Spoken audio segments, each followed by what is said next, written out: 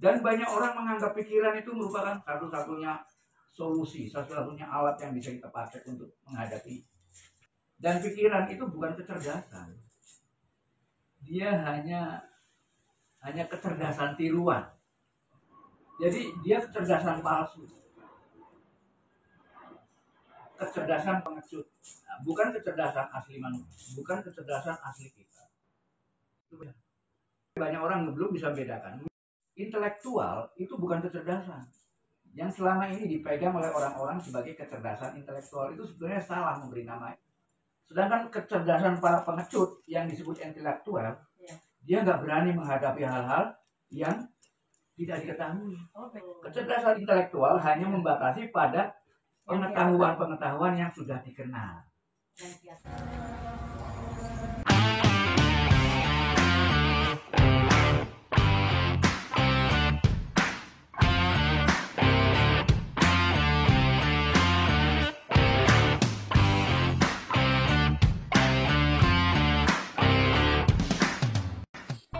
Salam satu hati, para tandapan di mana saja berada.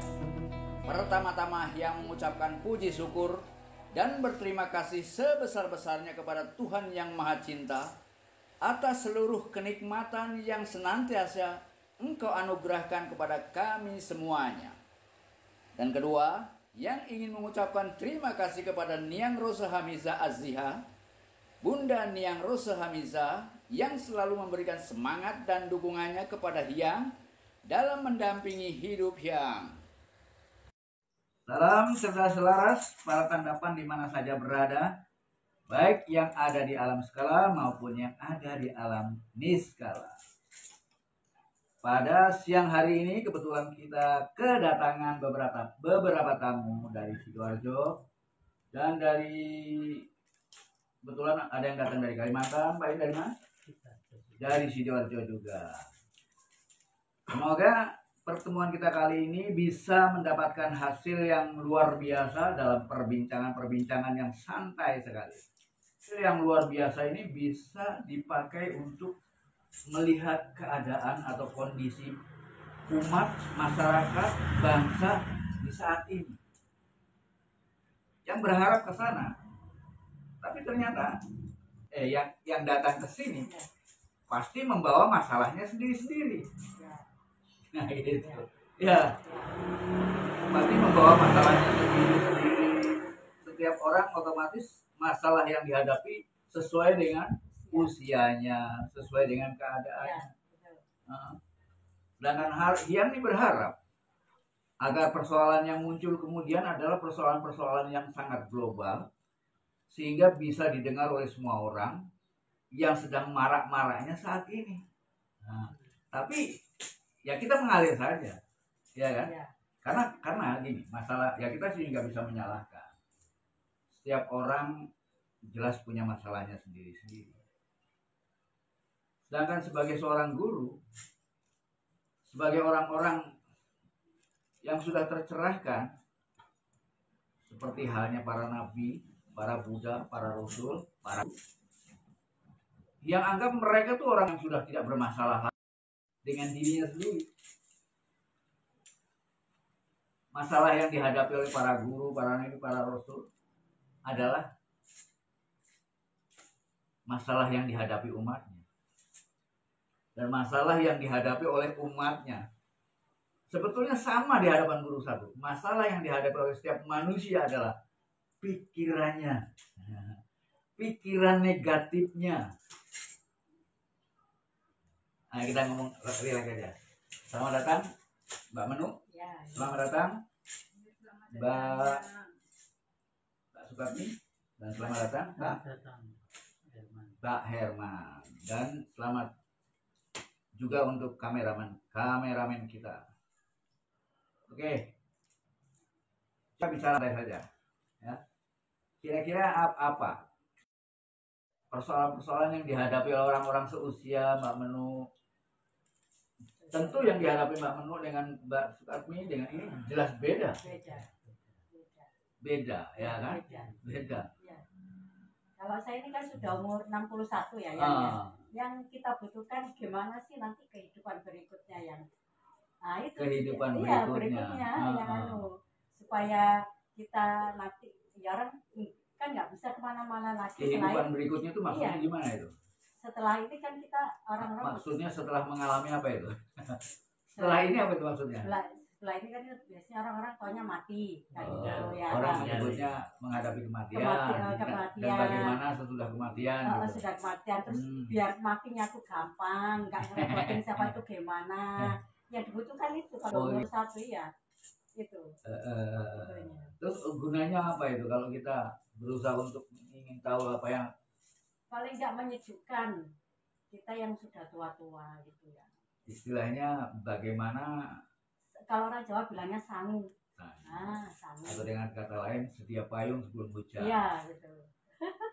Tapi kalau dalam spiritualitas, ya dalam spiritualitas itu kita nggak perlu merisaukan yang akan datang. Kita tidak perlu merisaukan apa yang belum terjadi. Karena yang akan datang bagaimanapun juga, dia tetap ilusi. Sama berarti ya. Artinya yang akan datang itu tergantung pada bagaimana cara kita menyikapi kehidupan kita saat ini. Ya.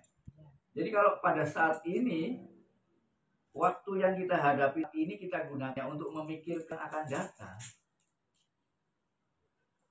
Akhirnya saat ini kita lupakan. Saat ini kita habiskan waktunya hanya untuk berpikir tentang masa depan, tentang kematian, tentang apa saja yang akan kita hadapi. Ya. Itu artinya kita tidak bisa menikmati kekinian kita.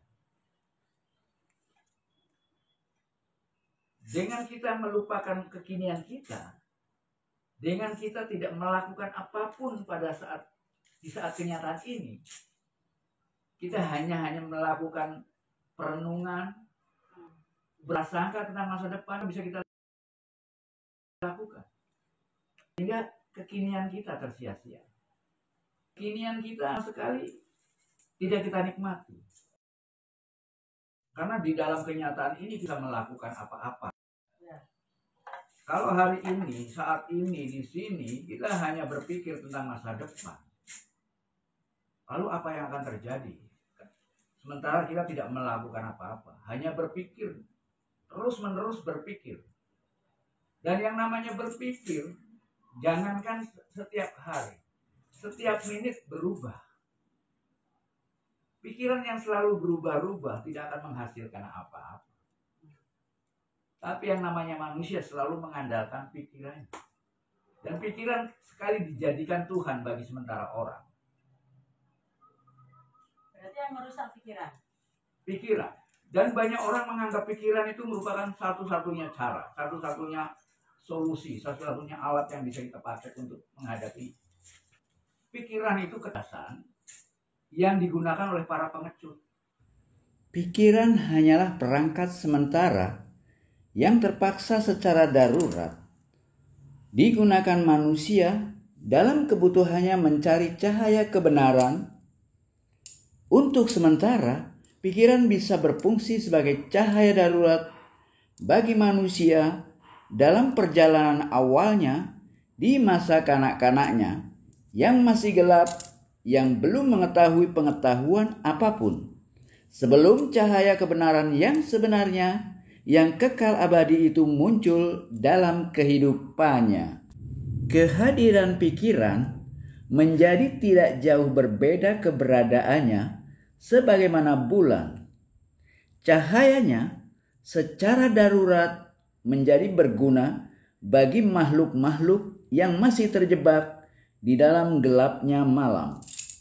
Maka cahaya darurat bulan bisa digunakan bagi mereka yang masih terkurung dalam kegelapan untuk mengantarkannya sampai di ambang batas fajar kehidupannya. Tugas dan fungsi bulan sebagai cahaya darurat, sebagai cahaya pengantar menjadi selesai dan tidak berfungsi lagi pada saat matahari sebagai cahaya yang sebenarnya itu muncul. Cahaya matahari adalah cahaya substansial yang sebenarnya karena cahaya matahari bersumber dari dalam matahari itu sendiri. Dan pikiran itu bukan kecerdasan. Dia hanya kecerdasan tiruan. Atau mungkin pikiran kita sebut sebagai kecerdasan buatan. Manusia. Dalam bahasa ilmiahnya kita sebut sebagai artificial intelligence, kecerdasan buatan. Jadi dia kecerdasan palsu, bukan kecerdasan asli manusia, bukan kecerdasan. Sebagaimana yang sudah kita ketahui secara substansial bahwa bulan bukan sumber cahaya. Cahaya yang memancar dari bulan adalah cahaya palsu, karena cahaya itu tidak bersumber dari dirinya sendiri. Begitu pula dengan pikiran atau intelek, bukanlah suatu kecerdasan atau juga bukan sebagai sumber kecerdasan. Karena seluruh pengetahuan yang memancar dari pikiran tidak bersumber dari pikiran itu sendiri. Sehingga seluruh pengetahuan yang muncul dari pikiran bisa disebut sebagai pengetahuan palsu, pengetahuan darurat. Sebab sesempurna apapun pengetahuan yang diperoleh melalui pikiran hanyalah konsepsi semata yang tidak eksis di dalam kenyataan. Hanya sekedar pengetahuan konseptual semata. Pikiran hanyalah suatu mesin pengolah data-data yang masuk melalui kelima inderanya untuk menghasilkan suatu kesimpulan. Jadi, kemampuan intelektual sama sekali bukan kecerdasan murni sebagaimana kecerdasan hati atau kecerdasan murni spiritual. Kecerdasan intelektual adalah kecerdasan darurat, kecerdasan palsu yang tidak memiliki keberanian membuat kesimpulan kreatif yang terlepas sama sekali dari premis-premis yang sudah dikenali dan sudah dipahaminya. Banyak orang belum bisa membedakan. Misalnya, intelektual itu bukan kecerdasan. Yang selama ini dipegang oleh orang-orang sebagai kecerdasan intelektual itu sebenarnya salah memberi nama. Kalau kecerdasan palsu itu gampang sekali. Beda. Ya kan? Bedanya tahu di mana? Contohnya misalnya sampai berani daerah yang belum sampai ketahui tapi sampai berani ke sana. Itu salah satu contohnya gitu kan. Atau berani ke hutan yang belum dikenal, belum diketahui. Nah, di sana akan muncul kecerdasan. Semakin kita berani menghadapi hal-hal yang belum kita ketahui, belum kita kenali, maka kecerdasan itu semakin tajam. Akan muncul sendiri. Dengan sendirinya. Iya. Sedangkan kecerdasan para pengecut yang disebut intelektual, dia nggak berani menghadapi hal-hal yang tidak diketahui. Oh, bedanya di situ. Iya. Kecerdasan intelektual hanya membatasi pada pengetahuan-pengetahuan yang sudah dikenal. Yang dia tahu. Di luar pengetahuan dia nggak berani. Makanya yang disebut ini adalah kecerdasan para pengecut. Ya? Karena ketika mereka menyelidiki sesuatu yang dia tidak ketahui, nggak berani. Misalnya tentang Tuhan, kan nggak tahu, nggak berani. Dan misalnya berani, hanya berprasangka, tetap menggunakan ini. Prasangka. Iya, tetap kecerdasan pengecutnya, bukan kecerdasan murninya. Nah, di situ kita mencintai orang. Misalnya contoh, kita berani mencintai orang yang belum kita kenal. Rata-rata manusia kan berani mencintai orang yang sudah dikenal. Yang sudah kenal, ya. Nah, satu contoh. Kebanyakan manusia takut terhadap sesuatu yang belum diketahuinya. Orang-orang kebanyakan merasa tidak aman dan tidak nyaman dengan hal-hal yang belum dikenalinya. Rata-rata mereka tidak memiliki keberanian untuk melangkah melampaui zona-zona yang dikenali dan dipahami adanya, terutama manusia di masa kanak-kanaknya atau manusia-manusia yang masih bermental kanak-kanak. Oleh karena itu, mereka lebih suka memilih untuk menggunakan kecerdasan darurat atau kecerdasan palsu yang mereka sebut sebagai kecerdasan intelektual. Jadi, intelek atau pikiran sesungguhnya bukan suatu kecerdasan. Pikiran sama sekali bukan kecerdasan. Pikiran hanyalah sebuah mesin pengolah data yang bekerja secara mekanis berdasarkan kebiasaan. Kemampuan intelektual itu pengecut alias tidak memiliki keberanian untuk menyelidiki misteri kehidupan yang belum dipahami premis-premisnya. Sehingga semua pengetahuan yang berhasil ditempuhnya hanyalah pengetahuan yang bisa disentuhnya secara empirik atau bisa dipikirkannya secara logis sistematik. Namun demikian, untuk menutupi ketidakmampuannya, maka mereka dengan angkuh dan tertutup menyatakan bahwa hanya pengetahuan empiris positivistik saja yang bisa disebut sebagai pengetahuan. Ketertutupan mereka adalah tanda ketidakmampuan dan keterbatasan mereka sendiri yang telah membatasi diri mereka di dalam mengetahui kebenaran yang sebenarnya. Berbeda jauh dengan kecerdasan murni atau kecerdasan hati yang selalu terbuka, rendah hati, dan kreatif. Sebagaimana matahari dengan cahaya kreatifnya, begitulah kecerdasan murni yang kreatif. Kecerdasan yang menciptakan. Karena kecerdasan murni mampu berpartisipasi dengan eksistensimu. Pusat keberadaanmu adalah sumber dari semua kreativitas. Dirimu menjadi kreatif pada saat kamu terhubung dengan pusat eksistensimu. Ketika dirimu berpijak dan berakar di atas keberadaan itu sendiri. Pada saat dirimu menjadi bagian dari energi ilahi, dirimu tidak bisa kreatif sendiri. Dirimu menjadi kreatif hanya sebagai media bagi keberadaanmu. Kreativitas suatu tarian tidak akan hidup tanpa adanya eksistensi sang penari. Dalam kreativitas tidak ada dua yang menyatu. Tidak ada penari dan tarian. Dalam kreativitas tarian harus menghilang dan dirimu harus membiarkan sang penari, sang keberadaan itu menjadi ada. Dirimu harus menjauh. Nah, kalau kita menolong siapapun juga kena kenal, normal itu. Biasa. Ini bedanya kecerdasan murni dengan kecerdasan palsu. Orang-orang spiritual adalah orang-orang yang berusaha untuk meningkatkan ketajaman kecerdasan Yang dia tidak tahu. Kecerdasan aslinya, kecerdasan murni. Kalau dia udah tahu ini nanti Abgelik ngapain gitu ya? Ya, kalau orang-orang, kebanyakan orang-orang ya hanya tersulit itu aja. Nah, di situ. Nah, sama seperti yang dihadapi oleh para rasul, para nabi, para Buddha. adalah sesuatu yang belum diketahui.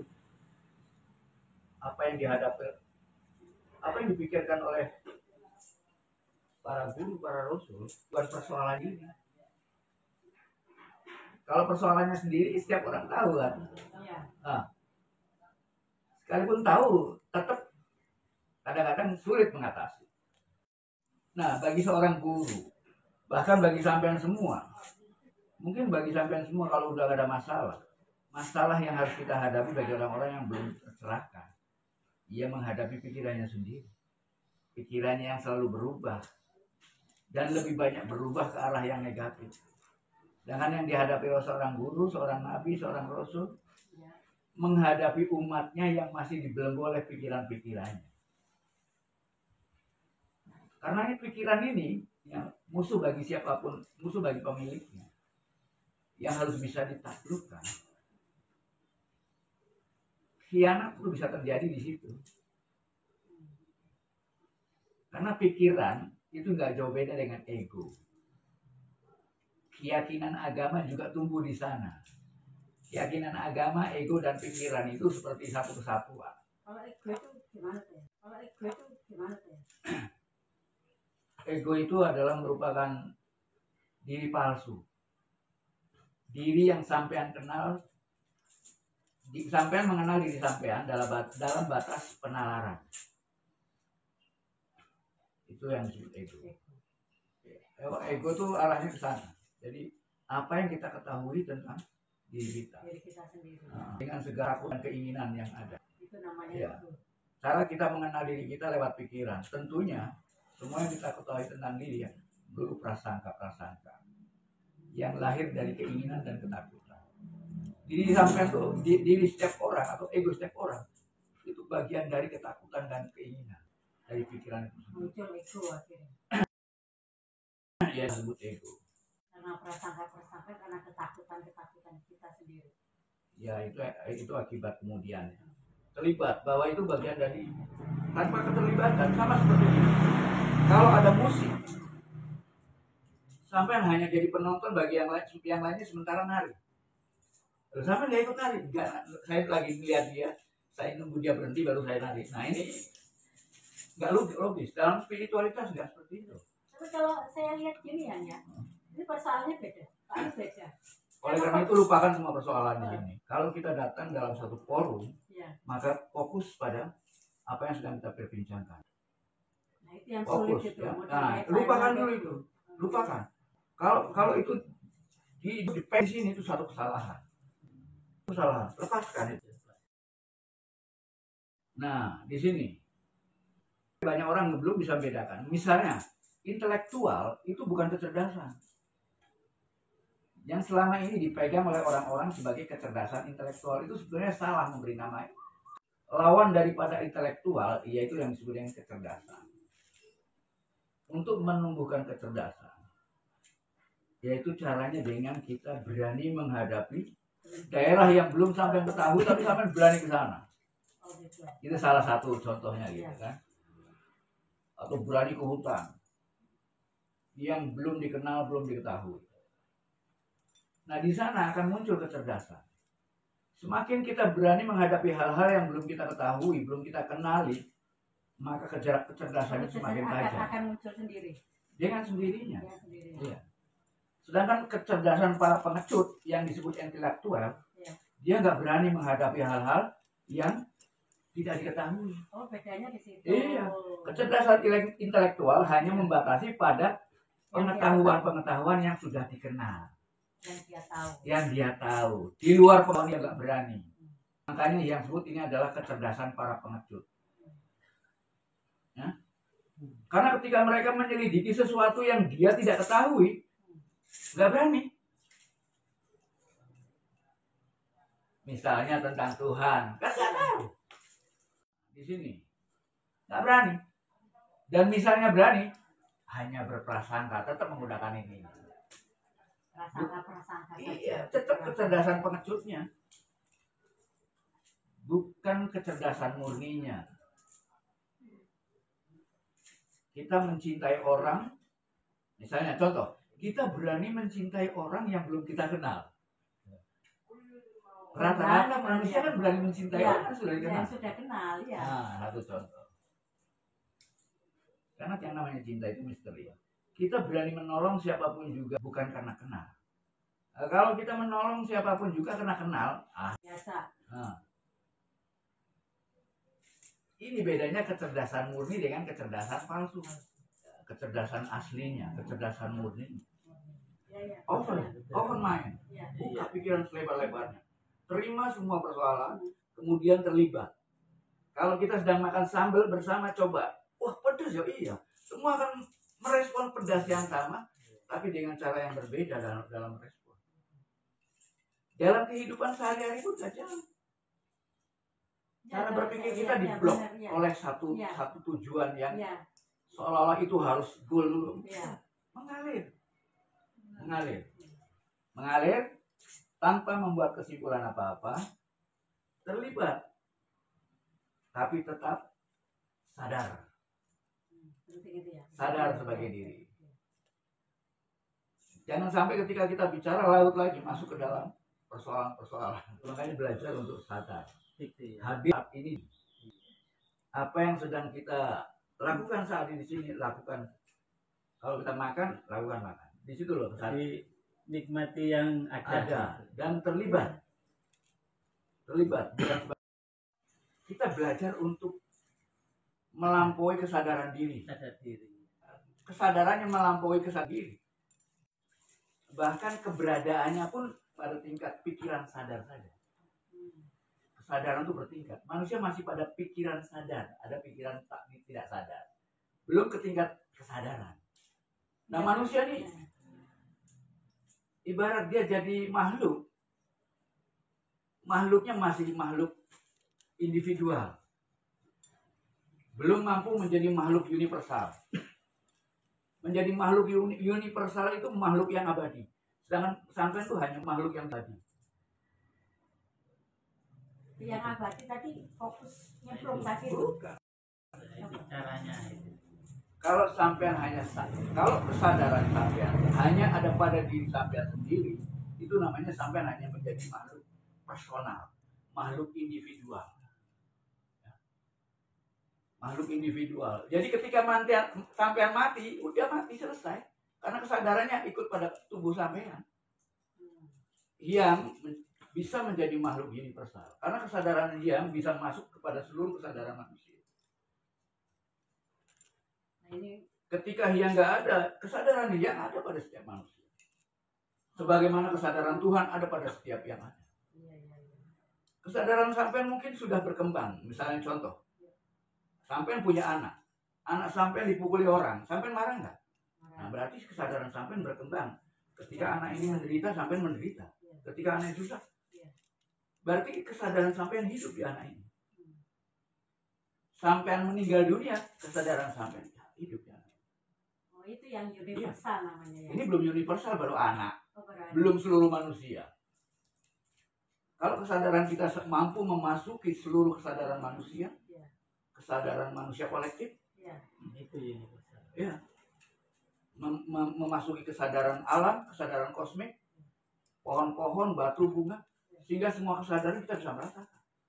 Dan kehidupannya nggak dibatasi oleh tubuhnya. Tubuh-tubuh lain menjadi tubuhnya.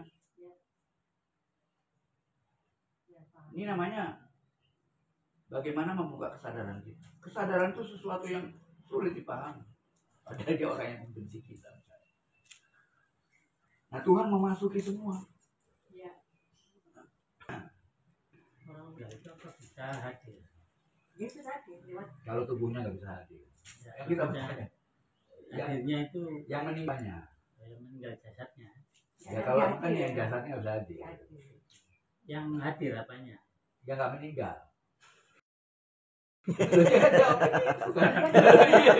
dia Jawabnya gitu. Tidak akan sini. Jasadnya udah beda. Ya, itu. bukan Itu apanya itu? Ya, Jiwanya. jiwanya. Itu Pamitan itu. di tradisi kita seringkali ada peringatan-peringatan itu kan agar kita di dalam hitungan-hitungan itu kan ada semacam proses pendauran ulang terhadap materi-materi yang menyusun kita. Setiap materi itu cara dia kembali kepada struktur asalnya itu punya proses yang berbeda. setiap orang ya. Iya, misalnya tanah. Prosesnya, ya. Proses berubahnya tanah kembali ke tanah itu kan yang paling lama. Kalau udara kembali udara itu paling gampang. Berarti Api kita kembali. prosesnya yang lama ya. Nah, makanya ada proses yang mungkin 3 hari selesai. Iya. 7 hari ada yang selesai. 40 hari yang selesai apanya, 100 hari yang selesai apanya. Oh, itu prosesnya Iya. dari tanah ke kembali Ya ke itu tanah tadi. bisa macam-macam. Kita nggak bisa perhitungkan secara akurat.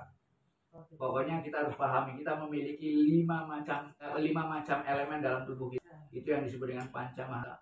Ya.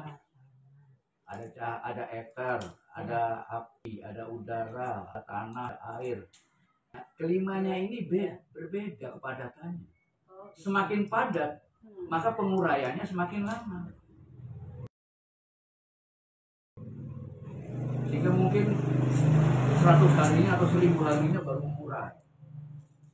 Nah, gitu kan. Iya, iya. Misalnya tulang itu apa nggak lama mengurainya? Lama. Iya. Makanya kenapa di Hindu dipakai dibakar. Ya. supaya cepat Cepat menguras. Nah, Tuh. itu apa Itu semacam keyakinan-keyakinan yang perlu dibuktikan secara akurat lewat ilmiah, bukan hanya sekedar dogma-dogma. Terjadinya semacam itu pun juga harus diselidiki secara spiritual dan secara ilmiah. Apakah itu benar? Jadi kita harus pakai dua ukuran sains dan ukuran spiritual. Karena ukuran spiritual adalah kita berusaha untuk mengetahui apa yang benar-benar terjadi sesuai dengan alam, bukan menurut praduga dan prasangka. Jadi kalau misalnya terjadi utuh dan lain sebagainya, itu pasti ada tujuan lain, ada pesan lain yang harus dipahami. Otomatis untuk bisa memahami itu butuh kajian-kajian dan penyelidikan. Nggak bisa hanya dengan dogma-dogma, tebakan-tebakan. Nah, yang semacam itu nggak perlu diulas jauh-jauh. Ya udah, itu yang membuat kita jadi bodoh. Buat apa? Ngomonginnya nggak jelas. Itu ya. Ini tentang ego yang gimana caranya kita ini nggak terseret dengan ego itu sendiri. Paling tidak belajar meditasi, belajar menjaga jarak antara kita dengan pikiran kita, belajar untuk bisa mendengarkan apa kata hati dan bukan pikiran, dengarkan apa yang menjadi kebutuhan dan bukan keinginan. Coba kita untuk menjauh dari semua keinginan dan ketakutan. Selama kita masih punya keinginan dan ketakutan, maka cari dari mana datangnya keinginan dan ketakutan itu. Begitu kita mengetahui sumbernya, maka saat itu juga dia akan lenyap. Jadi intinya itu di pusat keinginan. Ya, sumbernya. Tahu sumbernya keinginan? Di pikiran. Pikiran. Iya benar, soalnya ketika kita mulai berpikir itu akan berkembang. Nah, sampai harus tahu kapan berpikiran itu hidup. Kalau kita tahu bahwa kalau semua bentuk ketakutan dan keinginan adalah bersumber dari pikiran, sekarang yang perlu kita pertanyakan, apakah itu pikiran? Apa yang disebut pikiran? Nah ini, karena kalau kita nggak tahu bahwa yang disebut pikiran adalah sesuatu yang muncul pada saat kita tidak hadir. Nah itu biasanya orang-orang yang tidak hadir itu yang gimana sih gitu ya?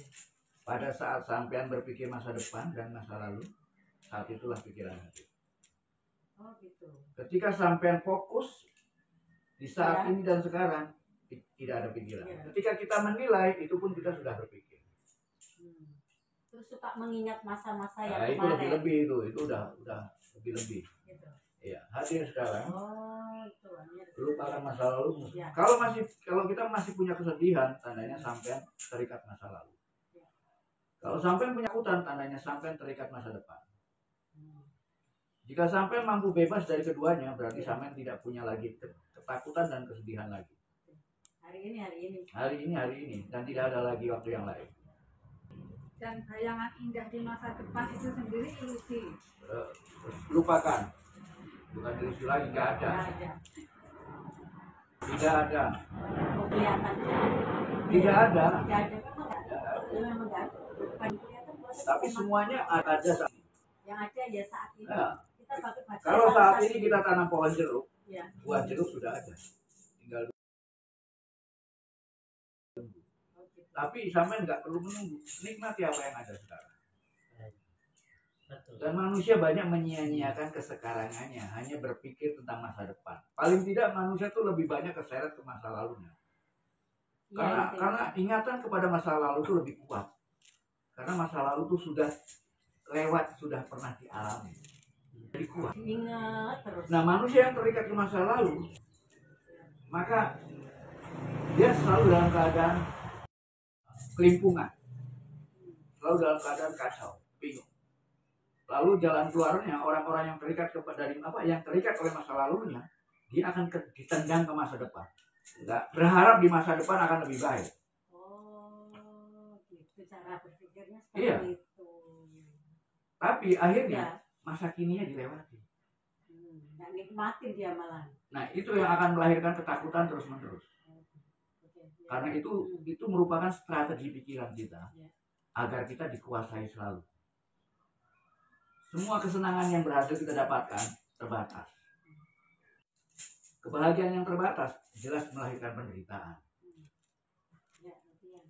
Oleh karena itu kita harus belajar sadar, belajar fokus. Maka jalan untuk mencapai kesadaran, waspada. Waspada. Pertama cukup waspada, kemudian eling. Waspada. Apa yang harus kita waspadai? Waspada adalah jalan untuk kehidupan. Orang yang tidak memiliki kewaspadaan tidak memiliki. Waspadai apa yang sedang Sekarang ini terjadi. Iya, nggak mewaspadai diri, mewaspadai pikiran kita sendiri, mewaspadai apa yang sekarang banyak semua yang muncul dalam kehidupan kita. Ada suara, ada gambar, ada rasa, ada sensasi. Kita bisa terseret oleh semua sensasi yang masuk. Semua sensasi bisa menyeret kita keluar dari kenyataan. Itu harus kita waspadai. Waspada itu atau disuruh sadar di sini maksudnya itu? Ya paling tidak menyadari diri. Kalau perlu mampu keluar dari kesadaran diri. Ada istilah khusus. Karena sadar diri itu masih sadar sebagai diri yang kita kenal. Mensyukuri itu. Mensyukuri yang ada itu. Itu bagian dari kewaspadaan yang sudah tercapai. Syukuri apa adanya. Nah, itu kalau kita sudah mampu melakukan waspada. Mungkin ada lagu syukuri apa adanya. Nah, kalau ngarang lagu mah enak-enak. Itu buah dari yang waspada terus. Iya. Terus Makanya di sini waspada itu ada latihannya. Ya. Oh, yang setiap Kamis malam Jumat itu ya? Ya itu latihan macam. Ada latihannya namanya wise kipa. Oh, gitu. Ada latihan khususnya. Bagaimana caranya kita mewaspada di sana? Orang waspada itu untuk bagaimana menumbuhkan kesadaran. Iya. Sehingga kita mampu dari semuanya. Kesadaran manusia itu kadang-kadang palsu. Gimana kepalsuannya? Ya kadang-kadang misalnya manusia baru sadar ketika dia berada di ujung kematian. Nah itu kesadarannya palsu. Udah terancam baru. Sama seperti yang tahu namanya air mana. Karena di dalam air dia nggak tahu yang disebut air mana. Padahal tenggelam. Ya berarti dia berenang di dalamnya. Jalannya. Ya? Kali penasarannya dia lari mencoba mencari daratan, lompat ke darat. Baru tahu oh itu air. Tapi di kematian. Mendekati kematian. Iya ujung. Namanya kesadaran palsu. Sama sampean misalnya tiba ada perampok mau sampean dan sewa. Sampean akan sampean baru nyadari diri. spontan. Kalau dalam sampean nggak berbuat apa-apa. Kenapa namanya? Sadar palsu nggak bisa berbuat apa-apa. Pertanyaan sampai dijawab yang ini Sadarnya sampai apa? itu tadi yang ditanyakan ke yang ini dijawab sama yang Bagaimana sadar di dalam sadar? Orang baru sadar ketika terancam, tapi sudah terlambat. Terus saya dapat kiriman ini ya. Dari barang siapa yang ingin berbakti pada kedua tuanya setelah mereka meninggal, maka hendaknya ia bersedekah atas nama mereka, karena sesungguhnya sedekah akan sampai kepada mayit kepalanya yang Nah, itu masalah syar'i lagi. gitu ya. anak-anak itu Masalah spiritual itu ya. Iya. Iya, Jadi kalau kita berbuat baik tanpa Iya. tendensi apa-apa, tanpa Gitu ya. bicara apapun, itu ya. juga bukan karena kenal. Nah, itu ya. Normal kalau kita berbuat baik pada orang-orang yang pernah berjasa buat kita. Iya. Itu nggak perlu diingatkan. Nggak perlu diingatkan lagi. Yang penting kita Berbuat dalam baik pada siapapun. sehari-hari Dia itu pernah baik. berbuat baik pada kita atau tidak. Nah, kalau kita mampu mengembalikan apa yang mereka lakukan, itu bagus lah.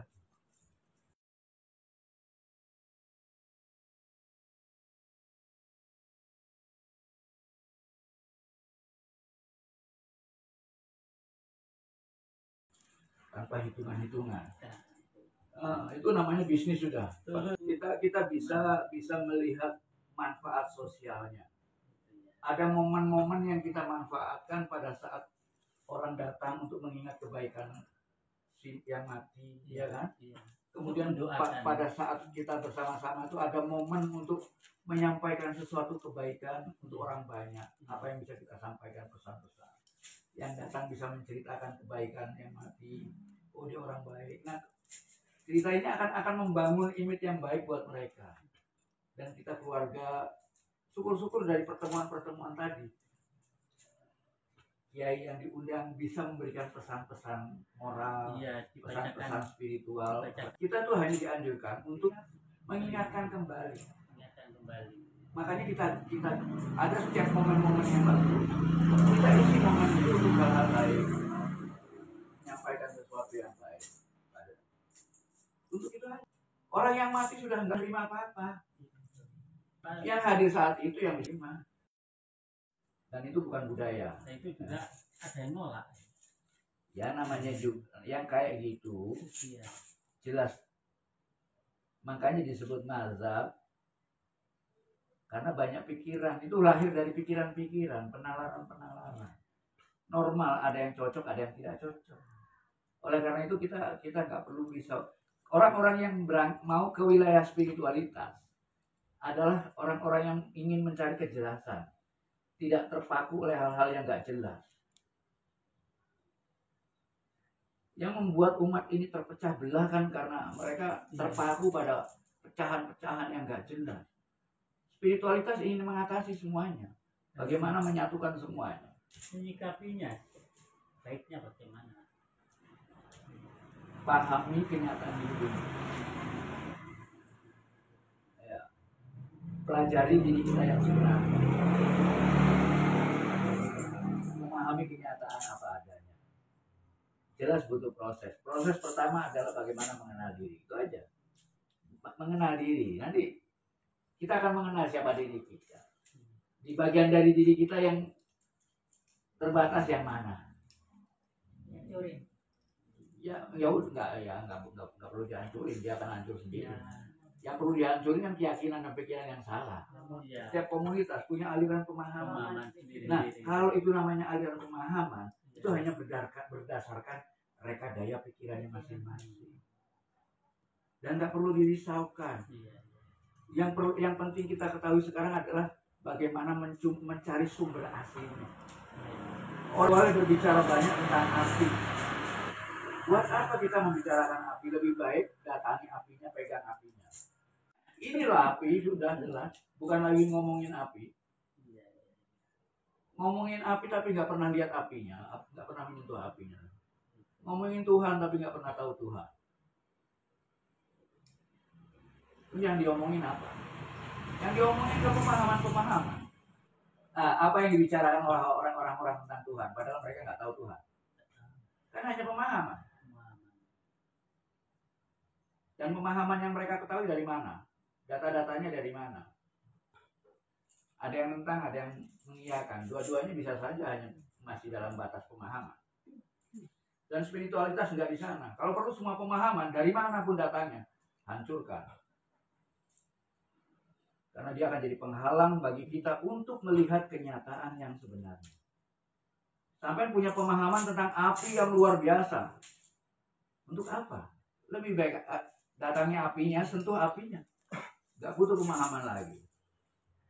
Nah, ketika sampean mampu menyentuh apinya, sampean akan bisa berbicara dengan baik pada siapapun tentang api. Karena sampean sudah pernah megang apinya. Bukan hanya dapat ceritanya saja. Orang spiritualitas adalah orang yang berusaha mendekati kenyataannya. Semua pernyataan hancurkan. Nikmati apa yang sekarang ada. Yang membuat kita nggak bisa bersyukur karena kita nggak pernah hadir di hari ini, saat ini. Pikiran melayang nggak jelas kemana-mana. Ngapain ngikutin pikiran? Gini, karena di dalam tidak sadarnya di sini itu bisa apa itu yang namanya bisa terlena Ya, ya itu tadi orang tidak hadir karena dia terbawa ke masa lalu atau ke masa depan. Gak usah masa lalu depan, nanti udah mikir nanti nanti saya mau makan apa ya, itu udah keluar dari kenyataan. Wah nanti aku mau tidur, nah itu udah keluar.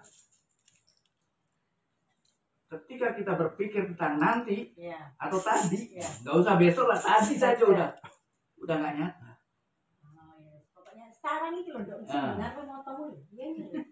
Jalan. Sekarang di sini sampai keluar dari sini udah nggak nyata. Iya. Maka kenyataan yang paling nyata ya diri sampean. Bagi yang paling nyata ya yang sampai itu nggak nyata. Iya, kita kan bisa pergi nanti. Bisa ada pergi datang. Nah di dalam diri kita ini yang paling nyata yang mana? Yang Yang di kita sendiri. dalam. Yang di dalam, Yang bukan dalam. yang di luar. Yang di luar tuh hanya sperma yang sekarang jadi daging yang Ya. kemudian Ya. itu bukan kenyataan yang berubah-ubah. Maka belajar memahami, belajar mengalami yang nyata. Nah itu sama dengan yang mensyukuri apa adanya tadi ya. Ya, orang baru bisa mencapai kesyukuran kalau sudah mampu mengalami yang nyata. Kalau belum, ya syukurnya masih syukur alhamdulillah, masih kata-kata. Iya, Syukurnya masih kata-kata. gitu ya. Nah, kalau tanya gimana kabarnya, Mbak? Alhamdulillah sepi. Alhamdulillah sepi.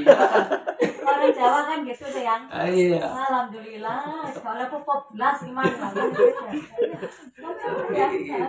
Belas sekolah pop alhamdulillah. Itu namanya syukur bullshit. Oh, gitu ya. Kalimat pertama sama kalimat terakhir itu tadi nggak cocok. Iya. Syukur tapi kok ngeluh. Namanya syukur bullshit. Syukur kalau syukur sambat itu ya. Itu bukan nggak ada syukur sambat di sana. Nah, iya. Namanya sambat dijadikan satu. Nah, iya syukur sambat iya ini. Oh itu contohnya. Iya. Syukur sama sambat itu bertentangan, nggak bisa dijadikan satu. Nah kalau ada yang menyatukan boleh. Tapi katanya alhamdulillah. Nah, rata-rata kan orang gitu. Artinya syukur yang dia lakukan baru ucapan, belum kelakuan. Makanya syukur dalam arti yang sebenarnya adalah berbahagia. Bukan mengucapkan si lambe. Tindakan ya. Lambe. Ya udah berbahagia, itu masalah perasaan. Oh gitu. Lambe ya Yuan ini. Lambe iki lah ucare pikiran. Ya asalnya toko pikiran. Itu kalau kita ngikuti pikiran begitu. Karena watak pikiran, ego, keyakinan, agama itu semuanya berada di wilayahnya ada di dalam pikiran. Dan spiritualitas berusaha untuk keluar dari wilayah yang terbatas itu. Orang berpecah belah satu dengan yang lain karena ini, karena pikirannya. Semua pengetahuannya produk pikiran. Selama pengetahuan itu dari pikiran hanya menghasilkan perbedaan-perbedaan. Nah itu. Dan yang satu merasa benar Iya. dan dia akan menyesatkan yang lainnya. Nah itu. Contohnya kayak pakai jilbab sama enggak pakai. Ya, bukan hanya itu, di wilayah sains juga begitu. Iya. Orang-orang sains kadang-kadang merasa benar dengan apa yang dia tahu tentang sains dan dia menganggap sains ini sebagai pengetahuan yang paling apa yang mereka ketahui bagian dari kenyataan. Iya. Belum kenyataan itu sendiri. Baru alam katonnya yang diselidiki. Orang-orang sains hanya mampu menyelidiki alam katonnya saja. Iya. Alam nyata. Alam yang nampak. Bisa dilihat yang nampak saja. Alam katon bukan alam ya. Yang tampak. Yang tampak. Yang tampak. Alam yang tampak. Tampak. Atau kita menyebutnya sebagai realitas eksternal. Tampak. Itu akan berkembang hidup. Karena banyak hal-hal yang tidak ketahui itu adalah muncul. Iya. Karena kurang fokus. Kurang terlibat dalam dialog ini, kurang terlibat, kurang disadari dan kurang waspada. Makanya belajar spiritual tuh belajar yang pertama adalah belajar waspada. Waspada. Nah. Untuk apa? Agar muncul kesadaran. Kesadaran, kecerdasan, Nah, di sana. Ini pengetahuan-pengetahuan semacam ini harus betul-betul jelas. Mana yang disebut pengetahuan murni dan mana yang disebut pengetahuan palsu. Semua pengetahuan yang kita peroleh lewat pikiran itu palsu semua. Apapun, sekalipun pengetahuan tentang Tuhan juga palsu. Karena yang mereka ketahui tentang Tuhan lewat pemikiran hanya konsep, hanya nama, hanya sebutan. Beda. Tulisan air sama air kan beda. Kalau yang nggak heran, yang menyebut mereka itu bukan orang Muslim atau orang non Muslim. Itu pahami. Ya apa itu aku? Ya. Pikirnya kurang luas. Mereka yang hanya menyebutnya mereka para penganut pikiran, gitu aja. Bukan penganut Tuhan. Ini tadi juga dengar. Bukan penganut Tuhan, tapi penganut pikiran. Orang-orang yang para penganut pikiran itu banyak. Mereka bisa berpendapat macam-macam tentang Tuhan. Kadang-kadang apa yang mereka katakan seolah mereka tahu. Iya. Udah, kita harus bebas. Masalah keyakinan itu masalah hati, bukan masalah sosial. Betul. Dalam masyarakat yang harus kita lakukan adalah bagaimana kita bisa bermanfaat buat orang lain. Bagaimana kita tidak merugikan siapapun juga. Sudah, apapun keyakinanmu, apapun Tuhanmu, nggak peduli. Tapi selama kamu berbuat baik sama aku, akan balas dengan kebaikan juga. Udah, di titik itu aja sudah. Saya juga menirukan ya begitu. Keyakinan saya sendiri. Tapi kalau mereka memang siap untuk berdialog lebih dalam tentang monggo, tapi harus siapkan. Kalau sampean mau dialog tentang duren, ayo sama-sama makan duren dulu. Oh iya, kalau yang satu belum makan duren, mau cerita tentang duren, dari mana? Modalnya apa? Saya belum. Kalau kita mau bicara tentang Tuhan, harus sama-sama mengalami Tuhan. Kalau belum, jangan cerita tentang Tuhan sama saya. Kalau hanya konsep, monggo. Kalau dengan konsep, mari kita buktikan logikanya. Ya memang perjalanan untuk mencari kebenaran ya harus sampai pada tingkat mengalami. Akhirnya sampai ke yang. Ya betul. Ya.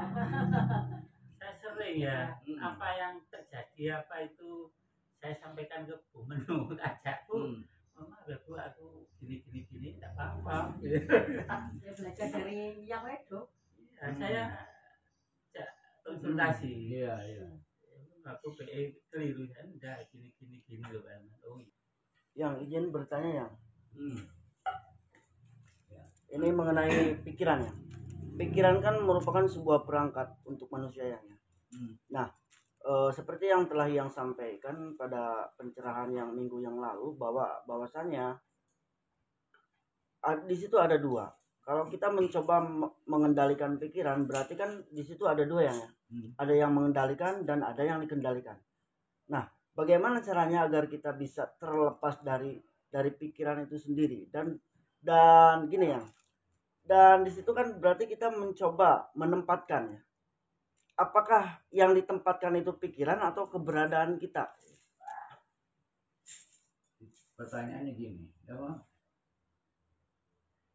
kita memang harus mampu mengendalikan pikiran. Ya. Yang mampu mengendalikan pikiran jelas adalah pemiliknya.